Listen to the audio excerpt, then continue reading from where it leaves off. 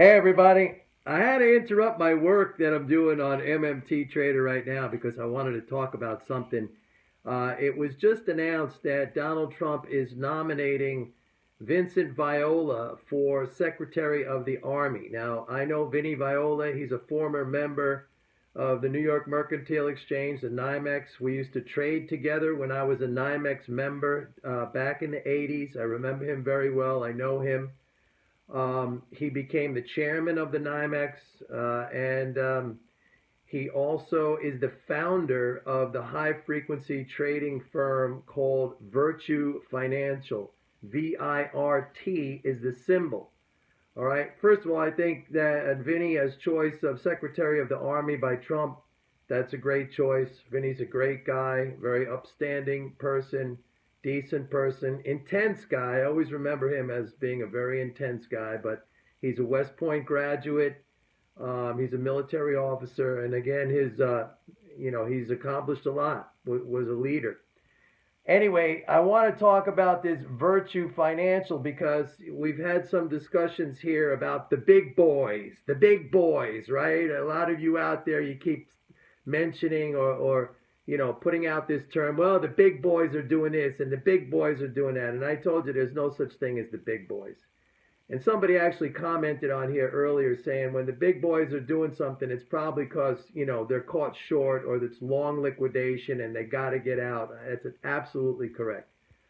But if you look up Virtu Financial, which is considered, the top of the top in terms of these high frequency trading firms. They were one of the original conceptualizers of this activity. Very high level. They do an enormous amount of trading and very, very sophisticated. These guys, if you go look at their financials, which you can because it's a publicly traded stock, they got $3 billion in assets, supposedly, based on their reports, and they made $215 million in profit before tax. So basically, they made a 7% return on their assets. Whoop-de-freakin' do. Okay, there's your big boy, okay? Now, these guys, they hardly ever lose because what their algorithms do, they basically see the orders coming down the pipe, and they jump in front of it. All right, so they have all their servers right there at the New York Stock Exchange.